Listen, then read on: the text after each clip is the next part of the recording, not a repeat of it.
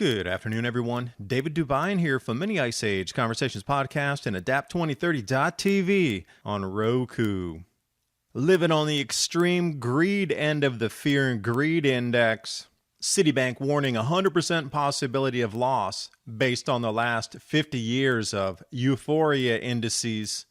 Regional Comprehensive Economic Partnership, yay! Asia pulled a coup on the U.S., Wait a second, how does the RCEP affect food and farmers? It was a PR-bundled wave of corporate concentration, food and agriculture. South Korea releasing emergency rice reserves because they're back down to producing levels from 1968. And reading through the financial news, Goldman Sachs, Wells Fargo, and Citigroup all now say this is the time to buy gold. Even Bank of America and Merrill Lynch are forecasting gold to go to $3,000 an ounce over the next 12 months. And now that the election's over, we have clear signs from analysts that gold and silver is preparing to soar to new highs. So get ready for a phenomenal surge in precious metals prices through 2021. A gold IRA uses the value of precious metals to keep you out of trouble. The team at Noble Gold knows how to do this, and they've done it for thousands of other people before you. Don't let a sudden stock market, banking crisis, or currency reset wipe out your finances. And if you need an extra reason to jump on this, mention the Adapt 2030 channel and get a free 1-ounce silver coin for answering a 3-minute survey with Consumer Affairs top-rated gold IRA dealer 4 years in a row. Grab the phone and give Noble Gold a call now. 877-646-5347, and you'll also find the link in the description box below the video.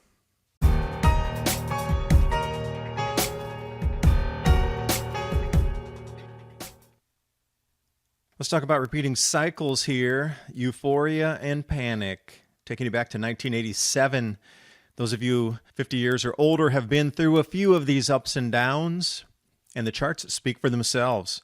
Red line, right at the 2000 crash, intersecting with the euphoria of the 2008 and 9 super bubble housing crash. And we're right back over on the far right, 2020. And when we do graph and map it out here on the fear and greed index, we can't really even go much more than pegging that to the extreme greed before the pendulum swings. And if we look back just at the last 3 years, these ups and downs, extreme fear to extreme euphoria, every time you reach these levels, at least around the 100, there is a severe snapback. Now, this is traditional markets, and I'm wondering how it's going to affect the crypto market at the same time. Now, Citibank came out with this report in the charts warning 100% probability of loss over the next 12 months if you study historical patterns. These euphoric moments have not been seen since the dot-com bubble. And the commodity supercycle of 2008 and 9, we're back at it again. And all the while, these repackaged, rebundled trading blocks. One to come out that made international news, except you barely heard about it in the United States, was the Regional Comprehensive Economic Partnership, RCEP or RCEP, establishing the world's largest trading bloc without the United States. And it was hailed across the media, yay, China pulled a coup on the United States. 30% of global GDP and 2.2 billion people bound together by this new trade treaty. Glimpse at the map here to show you which countries are involved, all the way from New Zealand, Australia, Indonesia, Singapore, Philippines, all the Southeast Asian nations, as well as India and Japan, South Korea. It's quite the block there. But digging further into the articles linked in a lot of what the RCEP is, nothing more than a wave of corporate concentration and takeover of Asia's food and agriculture sector. Boiled down into a single sentence, brings in corporate control, and I mean massive control of pesticides, processing, chemicals, wages, wholesale prices paid to farmers. This is a family of foxes controlling the hen house. Let's look at some of the key notes that I found here. Number 1, land will be grabbed. Now, you and I as an individual, when we go to most of these nations, we are not allowed to buy land. Only the citizens of the country are allowed to buy land, and specifically farmland. But foreign investors with the conglomerates going in as a corporation can not only get leases, permits, and concessions with very limited restrictions. And in the clauses, of course, when you're bringing tens of millions or hundreds of millions of dollars in, you're going to be able to write your own use rights clauses in there, driving up land prices and speculation. Oh, they're going to put a new processing facility over there. Oh, going to drive the land price up for the local population, pushing small farmers out. That's what this is really about, ending all small farming. And number 3, small dairy farms and other farmers will go out of business. As an individual, we have our own time and energy to put into raising these livestock. But corporations come in and they're going to be able to do it at a fraction of the cost because they're scaling. So the cost of production will be going up for smaller farmers, but the prices paid by the conglomerates are going to go down because they have such a pull on the local politics of the areas as well. So what's going to happen to these 100 million small dairy farmers in India, for example? Dire straits. And number 5, big retail will wipe out local markets.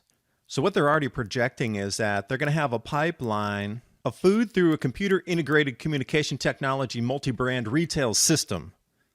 And if you're not in that pipeline, you're not going to be able to sell your food locally, even to the local markets. So it's going to have to go through what we understand today is government regulatory oversight, corporations inside there. Without that stamp, it can't go. It hasn't been sprayed. It hasn't been this, that, and the other.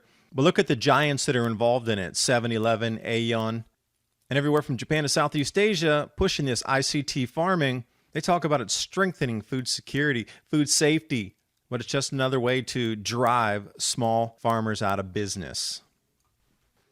And don't you find it really interesting that this is just another ploy in a different continental conglomeration of nations to control food? If we're not standing 6 feet apart and out in front of supermarkets being told what we can buy and how much we can buy and how many people are allowed in the stores, and why processing plants across the United States, Canada, and Europe have closed or been shuttered or reduced, as well as the human labor involved in producing vegetables, picking and harvesting. Then we have this whole entire layer on top of that debuted in Asia.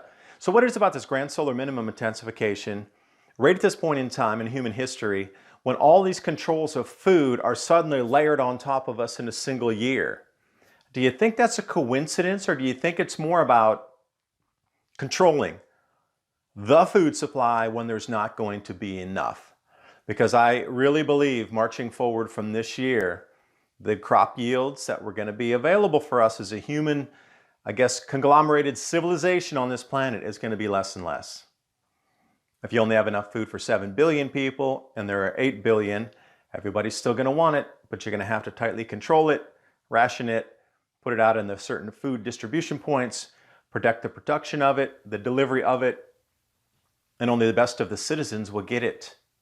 Hence, social credit scores. Are you seeing the crystal ball? And case in point here, South Korea to release emergency rice reserves amid output decline. Innocuous headline. If you were to read that, you'd say, okay, they're going to release some extra food to help some people. Sounds good to me. Let's dig a little deeper into Yonhap's article here. Huge reductions in rice output because of the rainy season. Not only the rainy season itself, I think they had the cloudiest days ever recorded in the last 300 years. In Busan and a few other areas, cloudiest literally in 3 centuries of records. But then several typhoons have gone off their normal tracks and gone straight up into Heirloom, up into North Korea. This is a huge deficit in terms of grow. So look at this. They're going to have to release 370,000 tons of rice to meet the needs to stop massive price increases and public discontent. Now keep that number in mind, 370,000 tons. So the annual production, at least up to this point, is about 120,000 tons less than the goals, and also marked a 6.4% decline from last year. And then most interesting, the lowest level of production since 1968. Well, I thought with all this mechanized farming and all these upgrades in GMO seed technology and fertilizers, yet how is that? Back to 1968, nature's throwing a curveball. So at the same time, out of the other hand, South Korea is starting to purchase rice for that same emergency reserve that they just released. And looking deeper into the article, they're purchasing 340,000 tons. So that 370,000 tons that they released for the emergency rice reserve, plus this 340,000 tons still leaves them in a 30,000 ton deficit. And it wouldn't be that much of a stretch of imagination to say that they'll have an emergency rice buying program to try to even fill further these extra 30 to 50,000 tons that they'll need. About 2 months worth of backup. And it does look like next year they're going to struggle with production as well. And if you look around that whole Northeastern Asian region, rain, rain, rain, crop losses, crop losses, crop losses. And now it makes a little more sense why the consolidation of food and agriculture is happening across Asia this same year, that they're really getting into some difficulties producing food, especially across China. It all fits. Do you think it's a coincidence, or do you think it's just random happenstance? Don't know, but the solstice this year, December 21st, brings us from Earth into air as a Jupiter-Saturn conjunction happens in Virgo. The reason I bring that up, that's a 700-year cycle in itself beginning this year. How many cycles can we have on the multi-century with the grand solar minimum 400-year cycle in itself into low solar activity, the movement from Earth to air, which is always a significant changing of signs, and we're blasting into Aquarius as well. Too many coincidences for it to be a coincidence. Perhaps it's a known cycle amongst, say, world leaders, and now they're preparing because they don't want to get kicked out in a vicious manner. But if you can control access to food, people will jump through hoops to get it, and it'll all seem like it's control and we have everything under control, when really it's damage control. And how prepared are you for food shortages or inavailability of food? Let's say one day you go to the supermarket and everything's closed. Emergency food supply, 4-week, 2-week. In addition, water filtration and the Mylar bags that you can pack yourself if you have the skill, and if you buy in bulk, you can create your own long-term food storage. The link's in the description box below. My Patriot Supply and Adapt 2030. It's a great way to support the channel. I do thank you for watching, and I'll see you next time.